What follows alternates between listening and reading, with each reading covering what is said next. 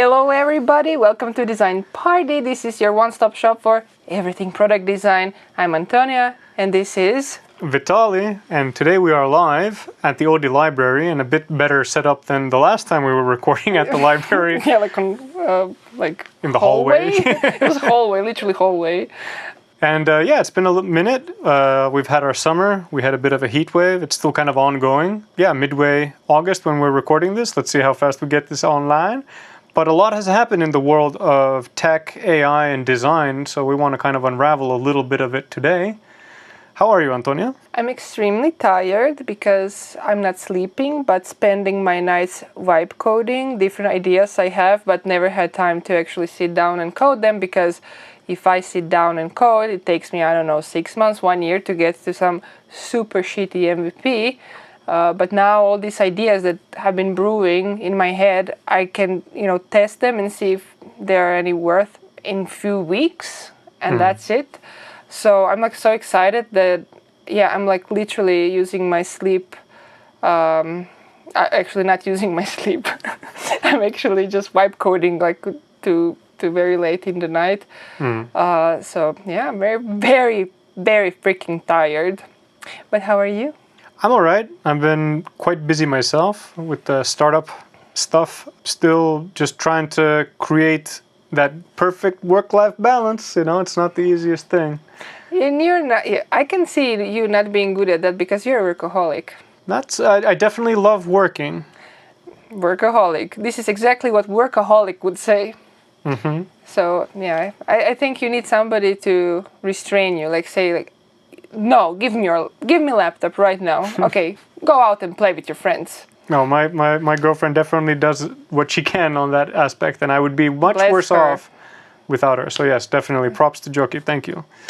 On the topic of what happened in the world while we were vacationing, a lot.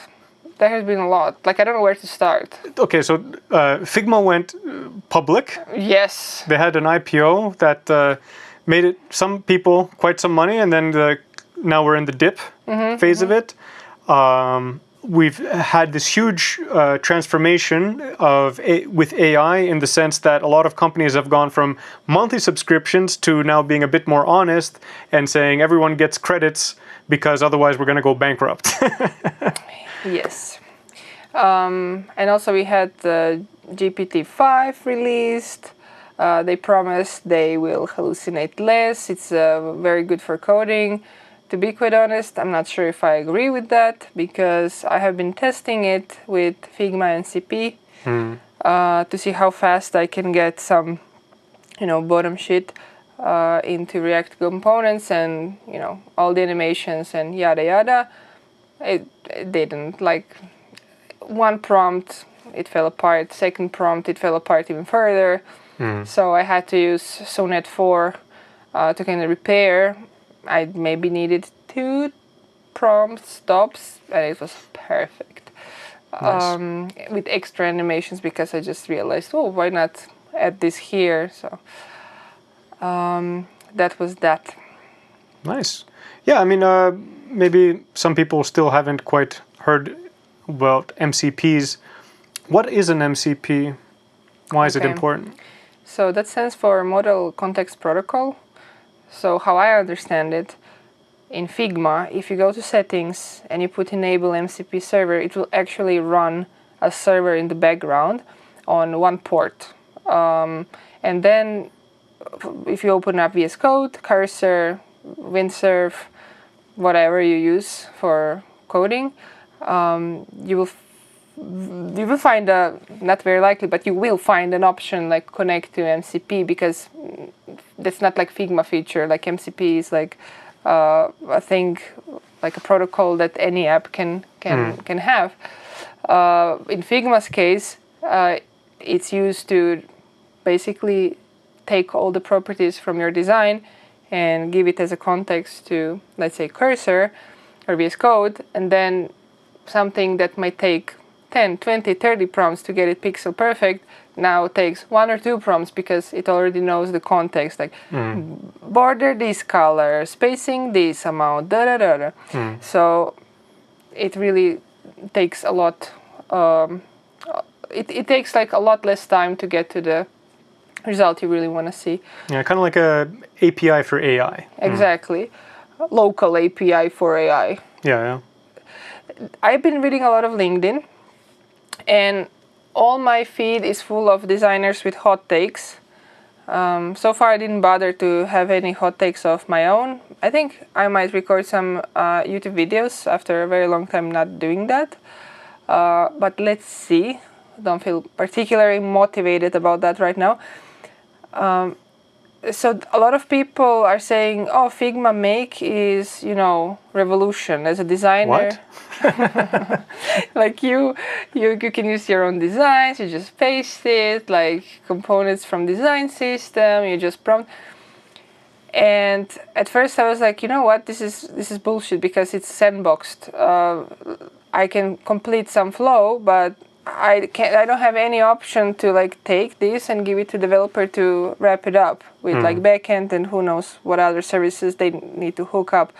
They still, like, even if it's all done, like there is code, but that code cannot be just like, copy pasted and it will work. It's sandboxed. So there is a disconnect there.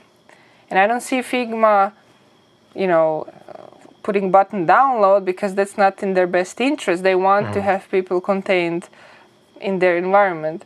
But they also have this MCP option, which is something completely different. But that way, there is no dead end. You can just code in a real app, make a PR, let developer know front end is done with all the animations, all spacings, all colors. They don't need to think about it. They'll be so happy about it.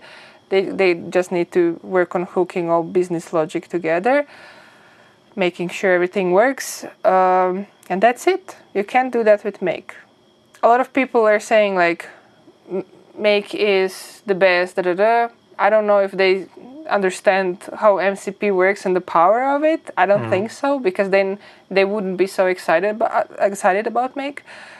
But anyways, before continuing my rant, did you even try Make? Honestly, I haven't played around with it too much because I just feel I'm personally a big fan of V0.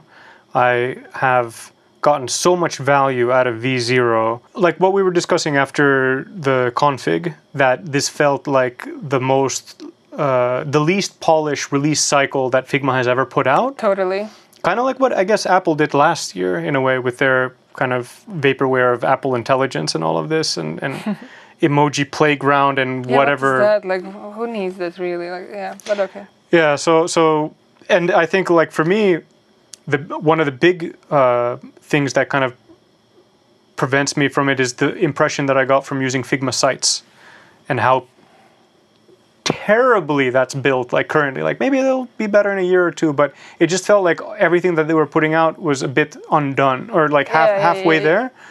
So I think that a lot of the designers who are getting excited about Figma Make are the designers who have only basically been using Figma and haven't really gotten into vibe coding software so much. It's the power of defaults. Like, hey, suddenly the tool I'm using has new features. You know, it's kind of like people who use Photoshop get into generative image creation because now they have Firefly in Photoshop. So to me, like the people who get excited about Figma Make are kind of like the designers who have just found Figma and be like, look how amazing this is, like how quickly you can do stuff and it has components, you know. Like to me, I think everyone who's excited about Figma Make, I'm really happy that they're getting value from it, but I really suggest them to go try out Lovable, which basically Figma Make is a ripoff of, and to go try V0 and these other tools so that they don't only have one perspective. But I can totally imagine that because of how you can import your Figma designs into Figma Make, that there are many people who will prefer it even after they try the different things. But I think in this point in time, it is so essential for designers to kind of like try out a bunch of stuff so that they can kind of like see what the market is like and try how do they differ. Kind of like, you know, don't just use ChatGPT, go try Claude, go try Gemini, so that you get a bit of a kind of variation about where the state of tech is, because different tools will be better for different contexts, and that way you can make a more informed decision. Because yeah, I feel that in this time it's very easy to get stuck into one. I know for me that's a given. Like I can easily just go to V0 constantly, but every time there's a new service, I really try to make it a point to go and try it out, because usually that there will be a growth, a learning there, something that they do that others don't. Like, have you tried this new Z.ai? Z.ai? No, I have never heard of it. Is it something new? Yeah, it's like another one of these Chinese companies that it's kind of a mixture between DeepSeek and Manus. Okay. In that, like, it's really good at creating like AI slide decks. So, like, it's very new. It came into my radar because it scores really high in all these benchmarks. So it's just behind O3, and it's completely free. And it's really fast and quite good. Like, one thing that I struggle with a lot of tools in AI are like user journey maps with swim lanes. And this tool, it just kills it. Like, it does so good user journey maps with swim lanes. But then there's many other things that I don't feel like it's so good for, especially like creating websites and like prototypes, like the design styling. It looks like it's done by like a 5th grader with MS Paint. Oh no. Yeah, so it's not good for that. But for like AI presentations, for making summaries, for ideation, I'm surprised by how good it is. So again, you know, a new tool has some strengths, everything that you give it, it's a bit different in how it responds to it compared to these other tools. So yeah, I mean, there's just so many that I think that I'm happy that Figma is trying things and building these tools, but it does make me a bit sad when I think about how many designers will only have will try that when there can be so many other things. Well, I don't know. I feel that the market will push all people who are kind of avoiding to code to kind of go there and explore it a little bit, because time's up. I've been telling for years, like, you gotta learn a little bit of coding. It will be useful for you. Back then, when I was like starting to, advocating, like, as a designer, you need to learn a bit of code. It's like being a car designer and you don't know how engines and anything inside works. Like, how can you design something that's efficient then? Just a little bit would be very helpful, even in communication with developers. But yeah, I didn't even know that, AI will, be in this form. And look at us now. Those who are a little bit more tech savvy, like curious about code and how it works under the hood, now have advantage, like literal competitive advantage over those who will, see Make and, be knocked from chair, because I actually tried Make for 2 use cases. It failed both of times. I was just laughing at the desk. I'm like, this is pathetic. Like, I just can't use this. Like, I needed the most simple, user experience. I had, like, one frame with designs of a login screen, like the most simple login screen. I said, can you make me the usual standard, like, animations and error messages for, like, login experience?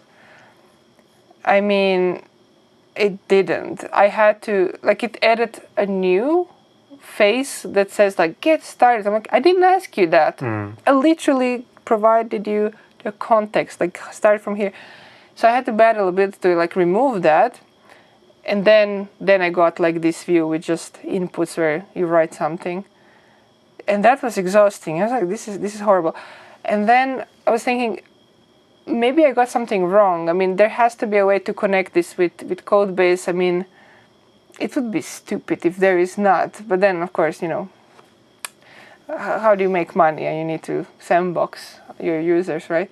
And then I decided, you know what? Maybe I would use it for super quick animation / iteration of, like, very small things on one frame. That's it. Like, if I want to test, like, different buttons, I might use that, because it's actually faster to say to a computer what you want than to go and, like, manually. Sometimes you're manually faster, sure. But if it's like something a little bit more complex and you don't want to bother making components, different states, yada, so it's like very flexible and dynamic, I think Make can be very useful in that sense, like for micro interactions, like testing different layouts very quickly. Sure. But at the same time, I can do literally the same thing in Cursor or in a real app. So I don't know why would I bother even to try that in Make. Yeah. So I mean, on stage when they tried to demo it, they couldn't make it work. that's sad. It still doesn't work. Yeah. So again, like, you know, good try, keep trying. But yeah, I think in some ways, like if you're a bit tech oriented, a bit tech savvy, I think it really is a wild time to be doing these things because there's so much. Like I feel every day there's a new tool to try out. Like it's a sea out there. I saw a really cool tool today. I will send you the link. I forgot what's the name. It has like, I think 4 or 5 characters.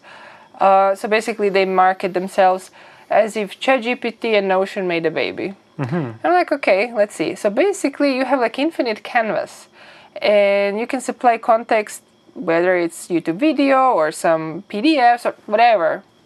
You just put it and say, okay, this is my da-da-da-da-da. There's one example, like some picture of a glass with a cold brew and like a logo. And it's like, okay, this is like my branding, da-da-da. Can you make me 4 Instagram posts? And then in next, I mean, you can move all of this around, right? And then in next column, okay, but now apply also my logo and put like, in next iteration, like button, swipe up for more.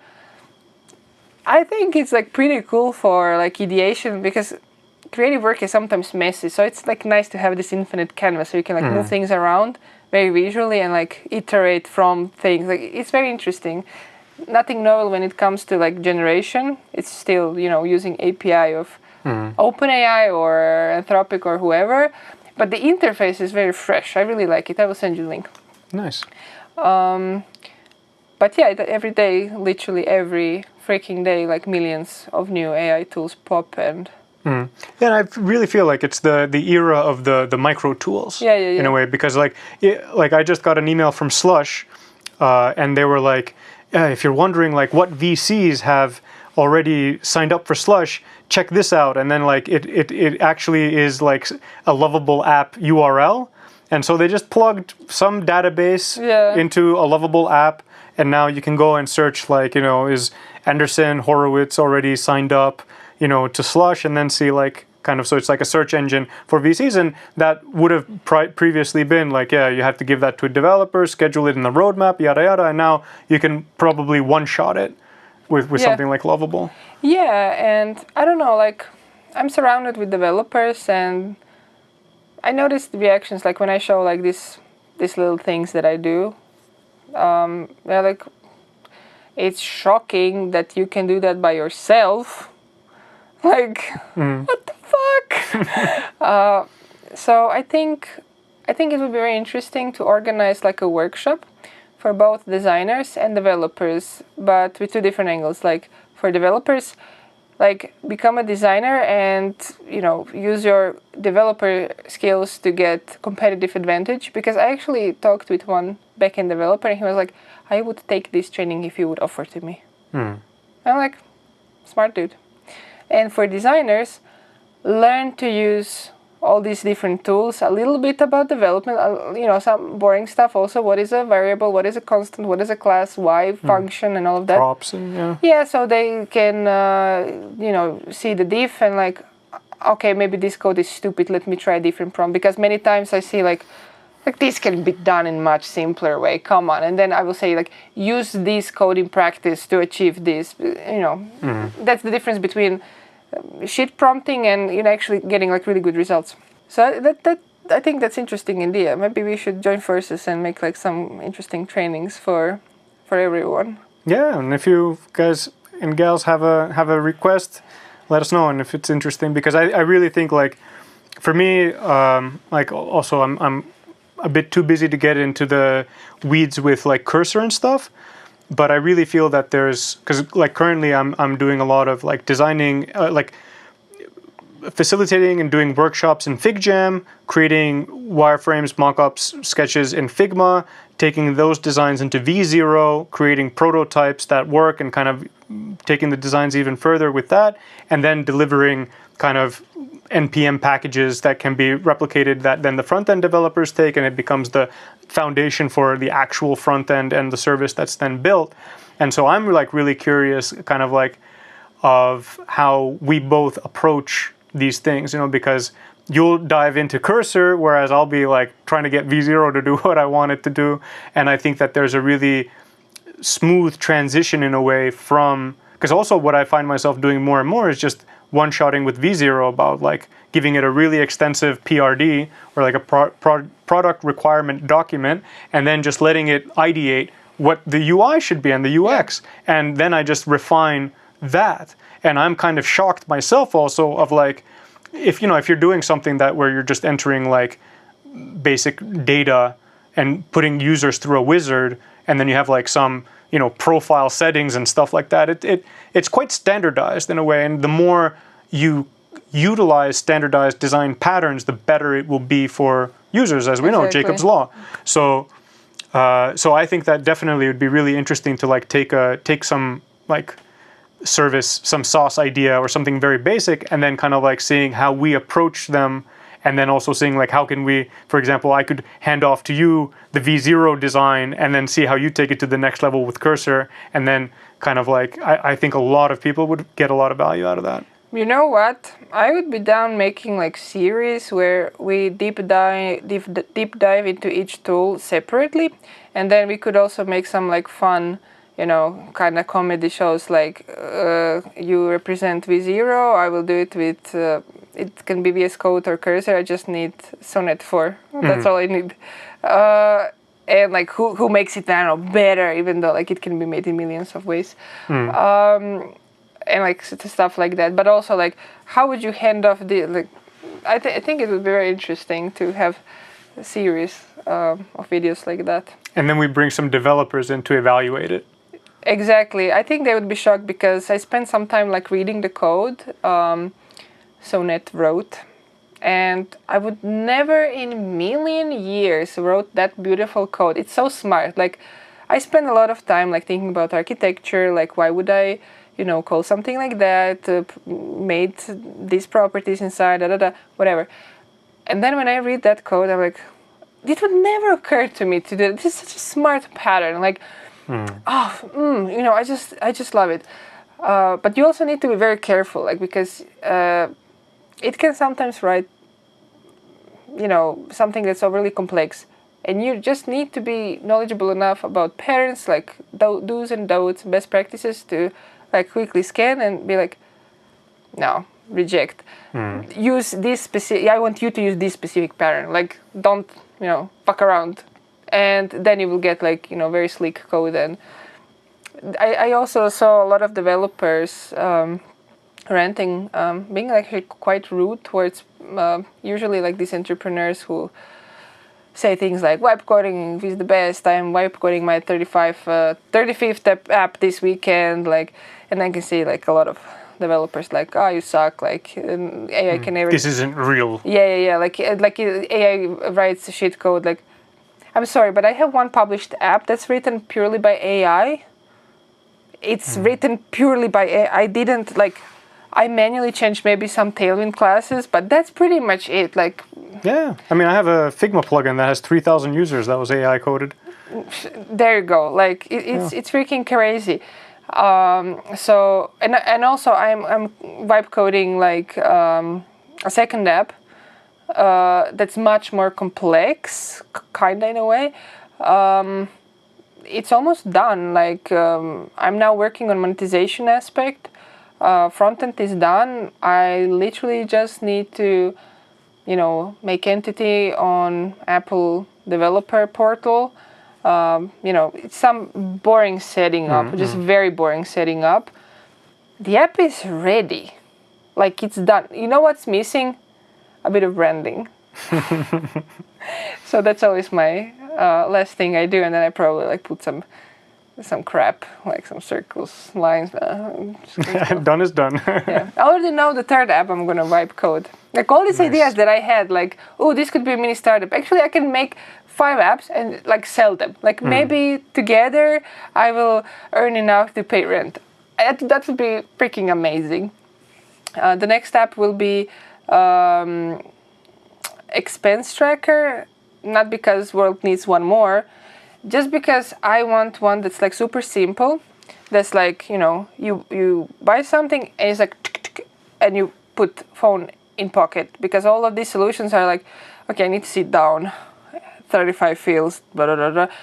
It takes time to fill, but if I'm on the go, I just want to put $5.99, this, save, boom, done. Sounds good. Yeah.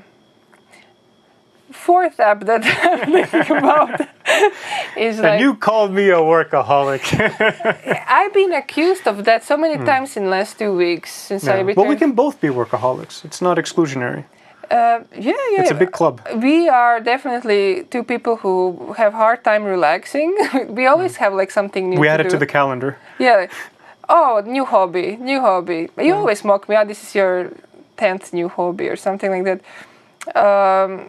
But I don't know, like, undiagnosed ADHD. Yeah. You shared a very interesting drama from the internet. Motif versus Figma. Figma is again in legal drama. Yeah. Like, and this time they really managed to keep it under the radar. Yeah, I don't know how that is possible. Yeah, I mean, the only reason why I found this is because of Apple's stock ticker. Because I went to the Apple Stock app and I added Figma as like one of the things to like follow there, and then they have the news. Yeah, and then there I saw like Motif and Figma settle. I'm like, what? What the hell? Because we saw last week or something like this that like they sent the newsletter to all Motif, because I was waiting so much for that Motif 2.0.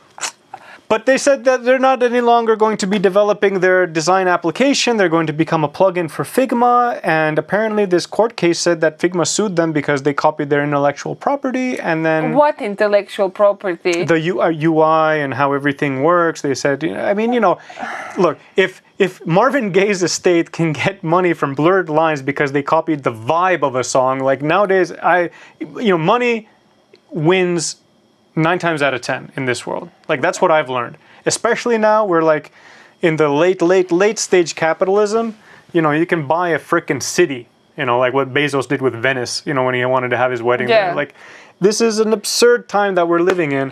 And Figma is becoming more and more like Adobe. You know, if you can't get bought by them, become them is, the MO, I suppose. And right now it's all about, chasing shareholder value, and this is straight out of the classic playbook. I hate to notice one thing, like we have a bunch of dev tools, like very engineering tools, and they don't sue anyone, you know, they just do their thing, and you know, Supabase didn't sue anyone, like yeah, you look at like Windsurf and Cursor, they're just like forks of VS Code. Right, yeah, like, and Microsoft's like, yeah, open source, whatever, let's just fucking open it.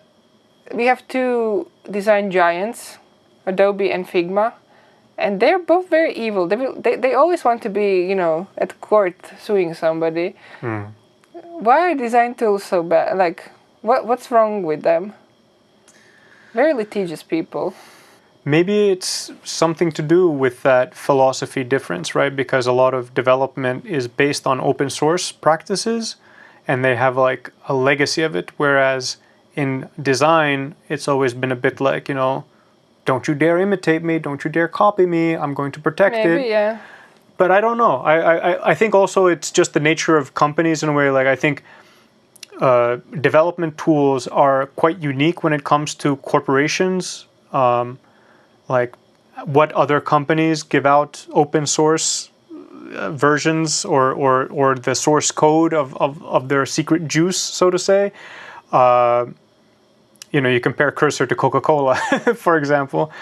And I think that it's a cultural difference that I think maybe design companies are a bit more in line with creative and other corporations. You know, you think about like Disney, how they... And they also want to like to... yeah, they're really like sacred with their intellectual property. And I don't know, I really wish that we would live in a world where all copyright would expire after a few decades. You know, like you got your money, you know, now it's part of the culture. If it's still, people can remember it, then let the collective us have it and remix it so that it can stay relevant.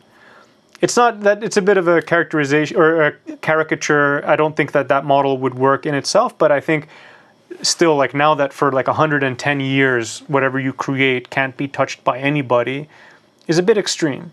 And I think like maybe somewhere in the middle there we can find something that works better, because right now it's quite constricting as to what can be done. And I think that often it's a bit like, because Motif was not a big player. And what, like in the music industry, what's often is that like if someone gets sampled or whatever, or they use a sample from some sample bank, it's all right to use because you kind of like have access to it. But then if it becomes successful to a certain extent, then you got to sit down and negotiate. So I think maybe something like that could be a model for all copyright, that like, because wouldn't it be great? Like, would you rather have 100% of zero or, you know, 50% of a million? Right. But yeah, maybe it's also like there are tons of developer tools, like tons, but not so many design tools. Like really not like there are thousands and thousands of dev tools, but I can count maybe 5 like relevant tools for designers in the past 30 years. So, you know, there's a huge market, a huge gap. People are not feeling it. They failed to feel it previously. And of course now they're like, you know, don't you dare. That's my backyard, like, or else. Yeah. But it's a bit, like ridiculous, and it easily can be when large money and corporations are involved, but like trying to go after people for using the concept dev mode when you weren't even the first one to use it. Yeah, like oh, come on, like such Adobe vibes. Ugh. But I need to brag. So this is like a little bit more positive design news. I mean, it's not news, it's just my personal update. So I went to some networking event the other day here in Helsinki, and I went because I saw that the star guest is Karri Saarinen. I always fucked the name. Anyways, the CEO of Linear and superstar designer that we know for very many years. And once I saw that he's gonna be like a guest panelist, I'm like, I need to apply. Hopefully I saw it soon enough, so I got in. It was great. I went to him afterwards. I said, you know, you're my idol. I really wish to shake hands with you, and then I'm done. I can go home. And he was very polite and nice. We shook hands and all of that. It was really, really nice. So, yes! Boom. I'm really happy for you. Thanks. I will start my intro. Just so you know, like on LinkedIn, like, or I don't know, resume, like, by the way, I shook hands with Superstar. Anyways, this is me. So yeah, I'm still under impression that I met the guy finally, like in person. He was standing just in front of me, and he was so patient, like with everybody, because so many people want to touch him. Literally, you know, he's a god, you know. He had patience for each and everyone. He seems like a nice person. Yeah, I get that impression too. Like, I wouldn't mind being in an organization working with him. Me neither. Like, he gets that vibe of like someone who hears people out. Yeah. And he has, at least during that time, he had like this very, you know, Finnish calm energy. No, definitely. Like definitely, he's not like US energetic, you know, like everything is like so much energy. He had like this like Finnish coolness, you know, just like I don't know, I vibe with that. Yeah, no, and I mean, if our listeners need any more motivation to get on top of AI tools, this is another one. You can meet your idols if you go for it. Yes, I definitely met my idol. But yeah, I think I need to go to sleep today a bit earlier because I'm not that young anymore. My body really needs some sleep. But at the same time, I want to vibe code more because I'm so close to finish line. So close. I put so much work and money. Yeah, no, I gotta pay for them credits. Yeah, I've been increasing constantly. Yeah, but you know, one pro tip to everyone out there: like when I feel too tired to work, or the day is wrapping up and there's still things to do, what I like to do is to prepare what I will do when I get back to work. So instead of working, I plan. I make like bullet lists and stuff like this is what I need to do and stuff, because it also helps me, I find, to unwind, that I'm no longer thinking about it. I export it onto a piece of paper or into a document, and then my head is like, okay, we're good, we can rest now. Yeah, that's good. Yeah. AI keeps moving forward all the time. There's new tools and even more reason for everybody to go and test all these tools out, see what works for you, update your skill set, because AI won't replace designers, but designers using AI will replace the designers who don't. So go out there, get yours, and let us know what you find. What he said. On that note. Perfect timing.